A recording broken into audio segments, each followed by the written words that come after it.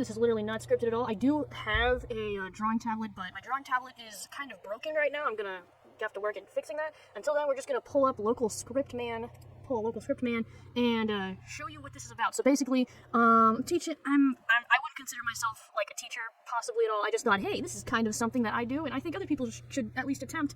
So this is a simple way to create a character. It's really easy. Basically, what you want to do is you want to think about yourself. You know, you need to be good at like self-reflection. This can be you, and you need to think about your number, or like, just pick out a favorite trait of yours, a trait you like about yourself, and a trait you hate about yourself, and then put those into your character. And then this is the poor little sap that you have created.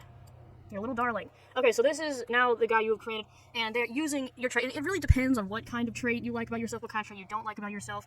Like, say, for instance, me, I could put in the trait that I do like about myself could be, I'm really determined, and I'm really good about sticking with my friends and not leaving them behind or anything like that. So that could be my good trait. And then my bad trait would be, I don't know, let's do laziness. So bad trait would be I'm also really lazy sometimes, and I have lack of motivation, and so I kind of struggle to take care of myself or take care of anything that I'm doing, any passions in my life. And so now we have our character here who, as you can kind of start to put this together, the character we now have is extremely lazy, doesn't really take care of themselves, but the moment that somebody else is like, hey, can you help me out?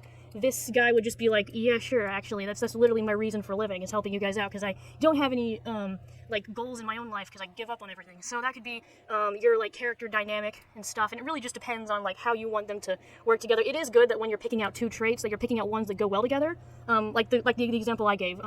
That way, it's kind of, you want there to be at least some contradiction in your character, like something that's like, wait a minute, that doesn't make any sense. It grabs people's attention, and you can still make even something that on the surface doesn't make any sense, you can still make it make sense, if that makes any sense. Because we're all confusing human beings, we all have our little complex problems, but, you know, figuring out how even the nonsense can make sense is actually pretty fun. So, I guess that's it. I could go into more detail, but I kind of don't want to, so, bye-bye, have fun with your writing, and, I guess ask for suggestions if you want any, I don't know, bye-bye. You know what, no, I'm actually gonna go through some character development myself, and give you guys an actual proper tutorial, because that kind of sucked. But basically, we're gonna take the basic elements we have, and I'm gonna show you how you can use this process to, actually develop a story, because, I mean, story making is actually super easy. I'm always surprised when people talk about how hard it is, because it's literally so easy. Okay, so let's pretend that we literally have no ideas, okay? Imagine that you are in an empty room and there's nothing there. That is your brain, that is your imagination. You need to figure stuff out. So first of all, let's start up with our character that I just kind of randomly created. Let's call him Jiffy, alright? So we got Jiffy. I can't write. No. Okay, what the heck? I've actually never used MS Paint, so I have no idea what I'm doing. Okay, Jiffy. What the heck? Why is the line so thin?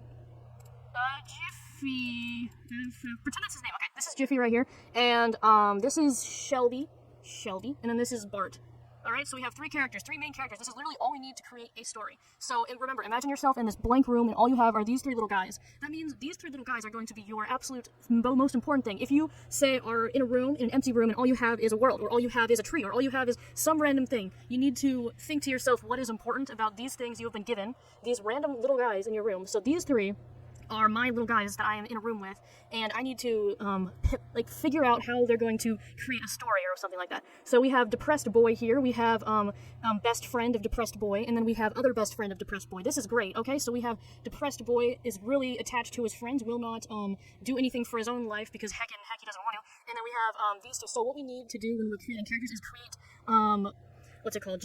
Create, difficulty things. Yes, character flaws. Yes, that's the word. Okay, character flaws that bounce off each other, and it's really super easy. I'm going to do that in real time just to show you how easy it is. So, depressed boy over here, he doesn't care about himself, but he does care about others. And then let's say this person over here doesn't take care of themselves either, so he kind of has a sense of importance. You know, he kind of feels important to this person because they doesn't even know how to take care of themselves, so he's like, hey, this is basically my reason for existing. I got to take care of my friends here. And then this person is actually, let's put him as the comic relief. He's actually super competent, even though he doesn't look like it. He's super competent and is actually the one taking care of this guy, but more on an emotional sense. He's kind of like his therapist, and he's talking to him every now and then. He doesn't talk much, but when he does talk, he's kind of talking to him about his problems and kind of help, you know, not like directly saying, hey man, I'm here to help you. It's more like a, hey, did you brush your teeth this morning? Hey, did you do this? Did you do this? Did you do? So he's kind of like being his parent, and then he's being his parent. And then let's say he, she, they, whatever she is kind of being their parent, you know, because he's just a little guy, so she doesn't see past the outside, you know, blobs. She just sees this like silly little man, and she's like, hey, I'm gonna protect this dude, and he's protecting him, he's protecting her. It's so now we have a bunch of actual character dynamic. We have it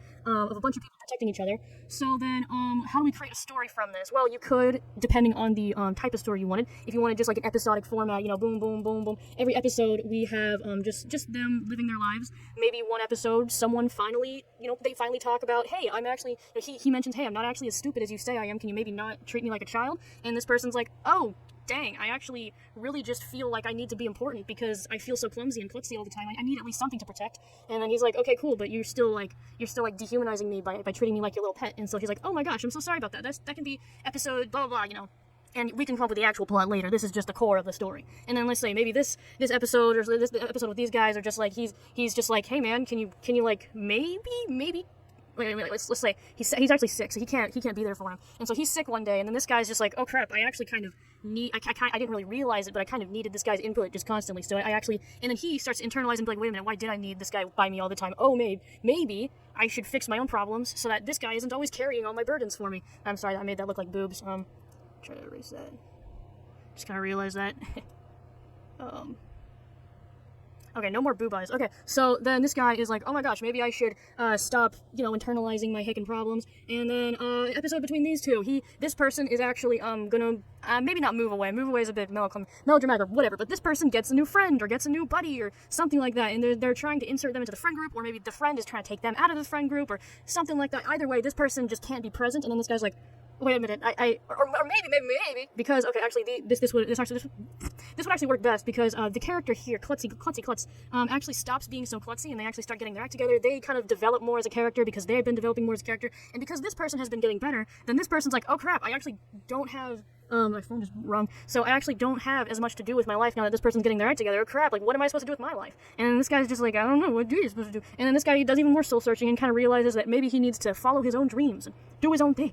So that could kind of happen, just on a slow, episodic, one event after another event. Like, when it comes to episodic, just kind of think about, you're not telling a story super fast. It's going to be pretty slow, and you can easily take your time with it. If you're creating, like, a movie format where it's going to be, like, big arcs and stuff, you could pretty much do the same thing, but instead of separating it into a bunch of tiny little beats, one thing happening at the same time, you can have them all happening at the same time, and then just kind of shift it just enough so that, it makes sense, it flows well. So it's not like a super big problem. It's that little bump there. So it's not like a super big, I don't know what I'm saying. I'm just talking, okay?